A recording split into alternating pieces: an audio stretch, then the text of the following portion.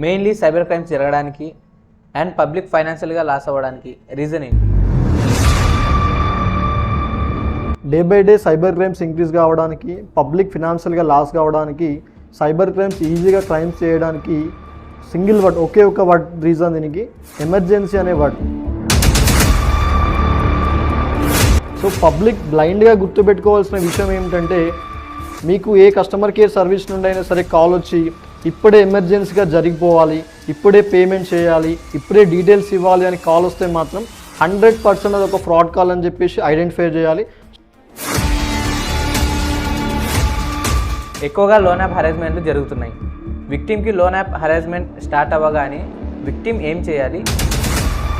So loan app harassments తీసుకుంటే, loan app harassment అనేది మన 2 స్టేట్స్లో ఆల్మోస్ట్ 60 to 70% స్టూడెంట్స్ ఎఫెక్ట్ అయి ఉన్నారు. సో ఇప్పటి వరకు కూడా చాలామంది సూసైడ్ చేసుకున్నారు. సో ఎక్కువగా అబ్బాయిల కంటే అమ్మాయిలే ఎక్కువ ఇబ్బంది పడుతుంది. సో అమ్మాయిలైనా అబ్బాయిలైనా ఎవరైనా సరే ఫస్ట్ లోన్ యాప్ హెరాస్మెంట్కి విక్టిమ్ అయితే, చాలామంది కావాలని చేయకుండా ఈ హనీ ట్రాప్లో చిక్కుకుంటున్నారు. ఒకవేళ ఈ హనీ ట్రాప్లో చిక్కుకుంటే ఆ పర్సన్ హనీ ట్రాప్ నుంచి బయటపడడానికి ఏం చేయాలి?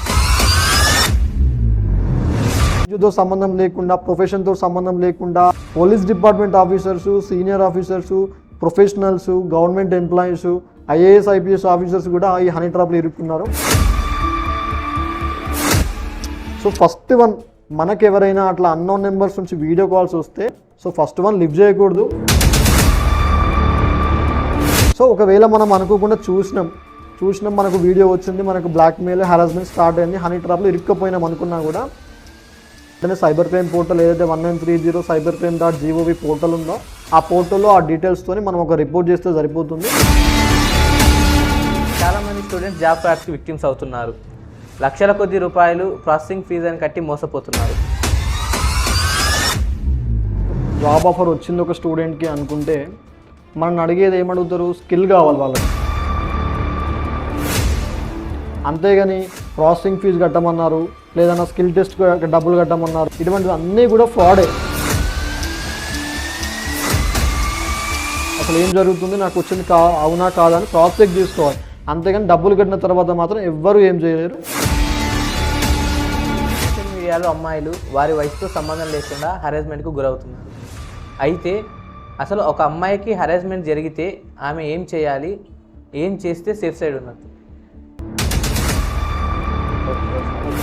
ప్రతి 3 అమ్మాయిలలో ఖచ్చితంగా ఒక అమ్మాయి ఆన్లైన్ హెరాస్మెంట్కి గురి అవుతుంది. ఎక్కువ వచ్చిన కేసెస్ చూసుకుంటే మాత్రం ఎక్స్ బాయ్ ఫ్రెండ్ లేదా రివెంజ్ పోర్న్, ఇటువంటి వాళ్ళు మాత్రమే హెరాస్ చేయడానికి ఎక్కువ ఛాన్సెస్ ఉంది. 50% హెరాస్మెంట్ ఎవరు చేస్తున్నారు అనే క్వశ్చన్కి ఆన్సర్ మాత్రం అమ్మాయే చూజ్ చేసుకోగలదు. ఫిజికల్ ఎవిడెన్స్ అనేది హెరాస్మెంట్ చాలా ఇంపార్టెంట్. షీటీమ్స్ నెంబర్ ఉందో, ఉమెన్ సేఫ్టీ వింగ్ ఉందో, డైల్ 100 ఉందో, ఇటువంటి యాక్టివిటీస్ ఏదైతే రిపోర్ట్ నెంబర్స్ ఉన్నాయో ఆ నెంబర్స్కి రిపోర్ట్ చేస్తే మాత్రం అమ్మాయికి ఖచ్చితంగా సొల్యూషన్ ఉంటుంది.